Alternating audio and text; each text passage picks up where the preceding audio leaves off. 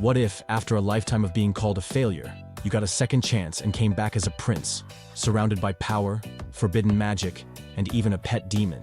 Yeah. Except, unlike the fairy tales, the new Prince Lloyd couldn't care less about titles or fame. His thing is testing out forbidden spells, picking fights with monsters, and even challenging fate itself, even if that means blowing up half the castle before breakfast. But now, between secret libraries, trap-filled labyrinths, and a love triangle that's more trouble than it's worth, Lloyd's about to find out the biggest danger he'll face is his own curiosity. How far would you go to prove you deserve the power to rewrite your own story?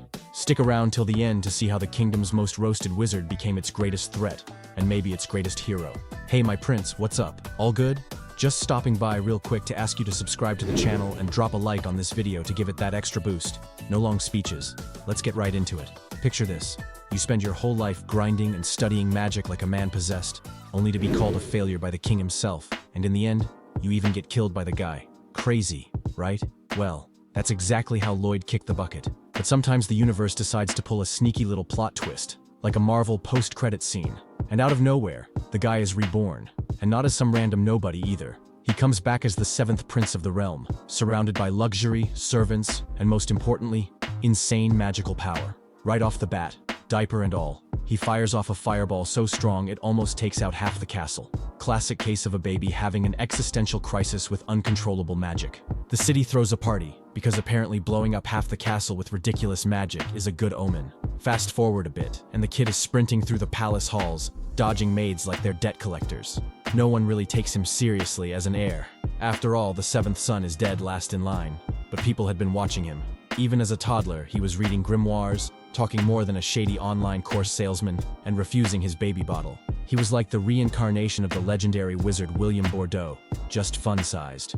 In the middle of his escape, the young lord stumbles into the royal library. And man, for a magic nerd, that fall was like landing in Disneyland.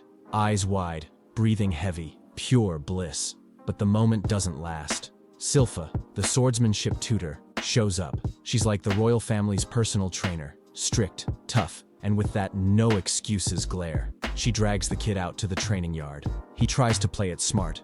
Why would I need a sword if I'm a supreme mage? But Silpha is a realist. If you're a prince, you've got to handle everything.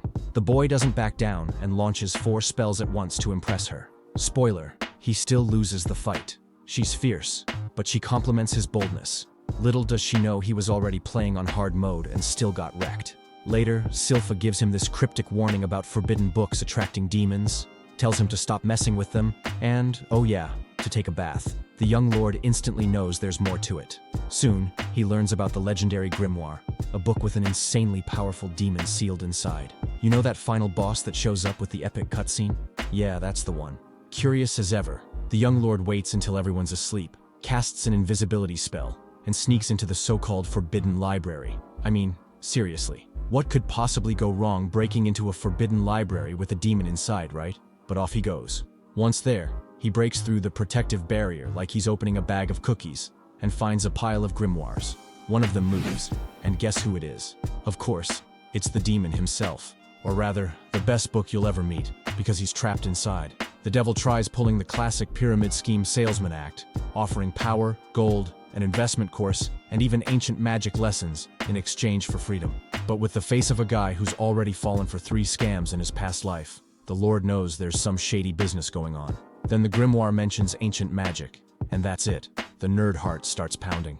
He thinks, in my last life, I was a nobody with 0 talent. Now I'm the chosen one. Why not give it a shot? So he frees the demon, and of course the guy comes out swinging. But the Lord holds his ground with a barrier, and instead of running like any sane person, he starts analyzing the demon's spells, eyes sparkling. The kid's obsession level is honestly alarming, and the harder the demon attacks, the more fun the Lord's having. While the grimoire is raging, the Lord traps him in a fresh barrier and summons a sinister spell, straight up incinerates him inside. But nope, that doesn't kill him. Still, it's a reality check. Now in full, dog with its tail between its legs mode, the demon feels actual fear for the first time in his existence. He begs for his life, asking to serve the Lord instead. In the end, the Lord agrees, but only on one condition: no flashy demonic form that'll draw attention. The demon then transforms into Grim, a smaller, more charming version, now scared of even his own shadow.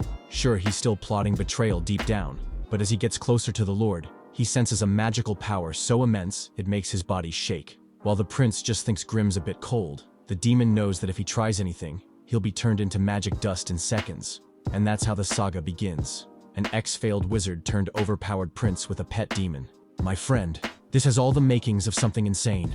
The next morning, the Lord wakes up hyped, heads back to the library, and starts tearing through books like a crack addict in a street market binge.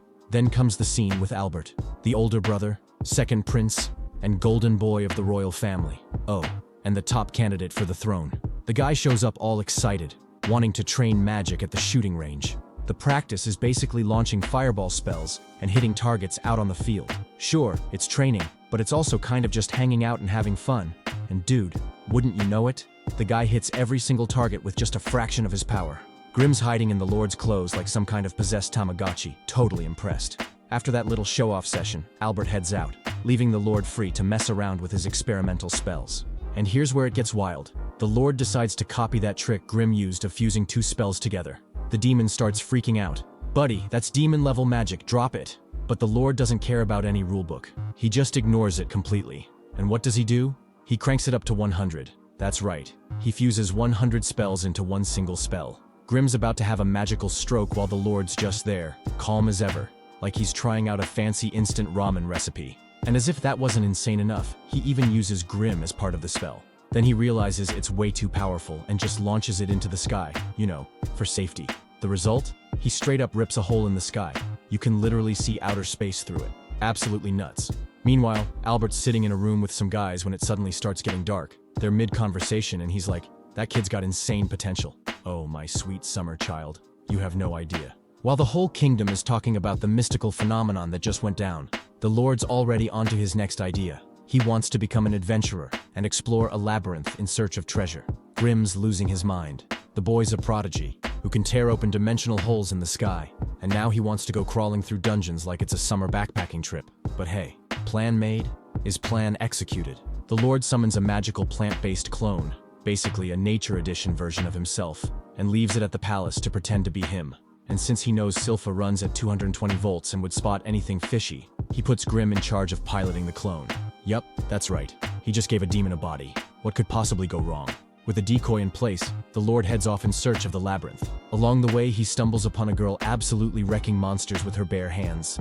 She's tough, fast, and has zero time for nonsense. But the moment she sees the Lord approaching, she flips straight to paranoid mode and attacks without even asking who he is. The Lord plays dumb, says his name is Robert and that he's just a rookie adventurer. She introduces herself as Tao, a B-rank adventurer specializing in beating things up with her fists.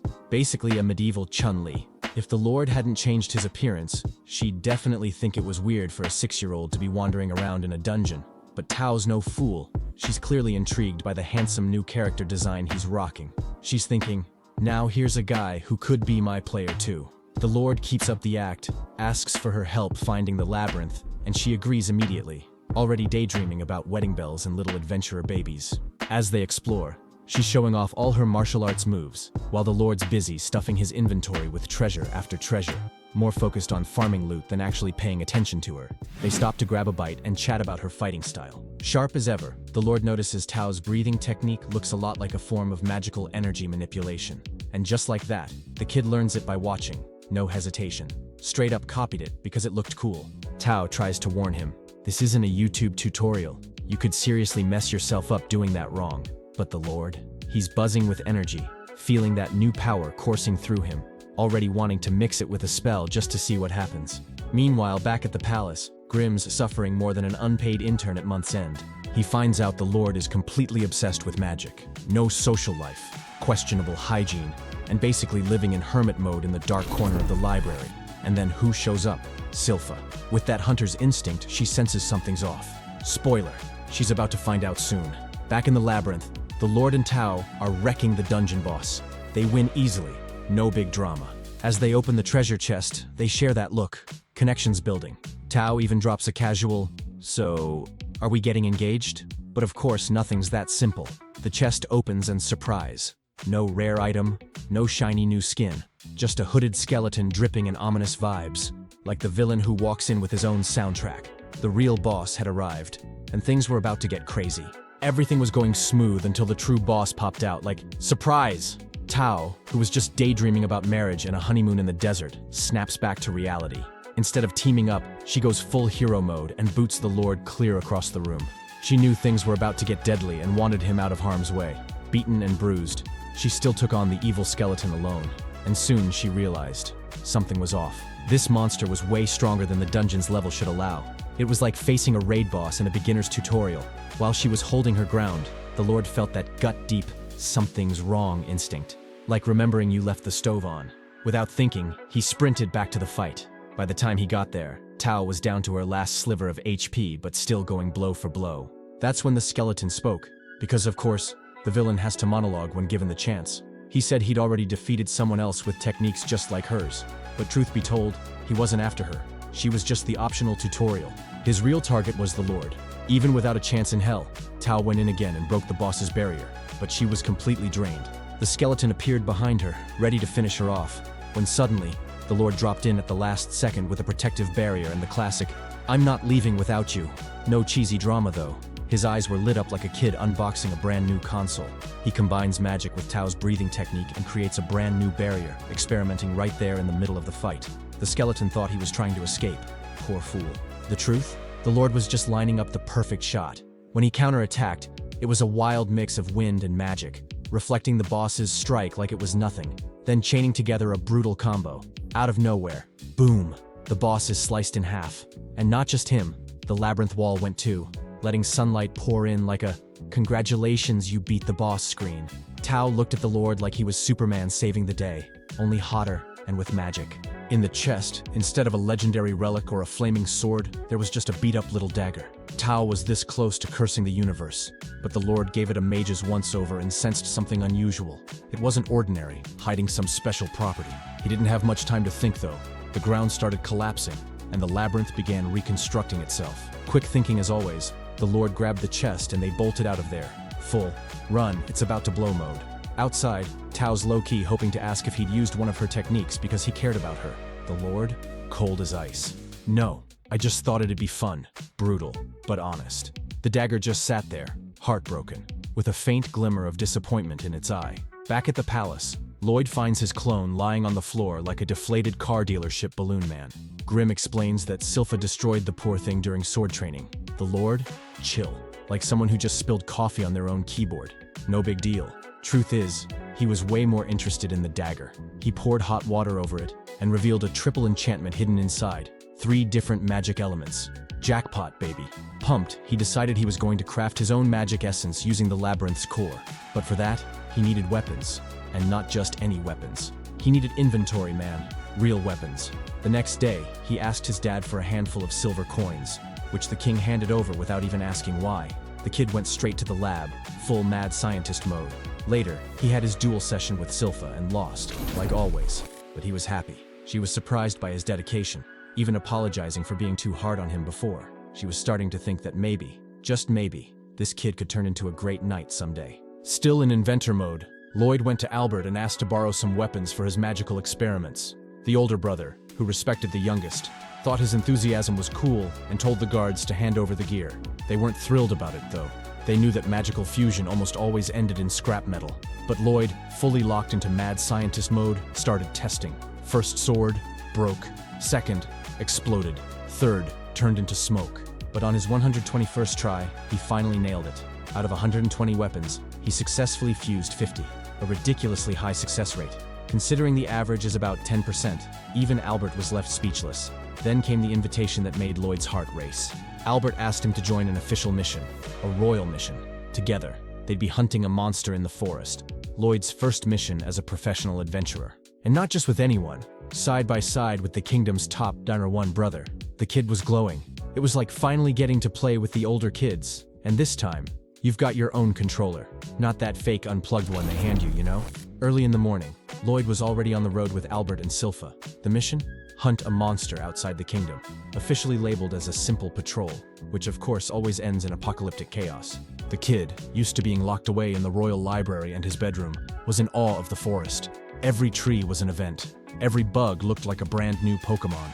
Meanwhile, Albert was praising Silpha for taking such good care of his little brother. He even half joked that maybe she had some special feelings for Lloyd. And her answer?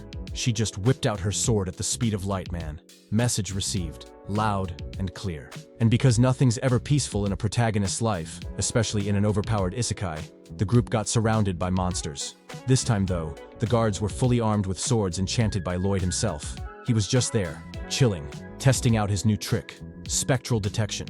It's basically the magical version of a Wi-Fi radar that tracks creatures by their energy signature. When the soldiers started swinging those weapons and slicing through monsters like deli ham through a slicer, it was insane.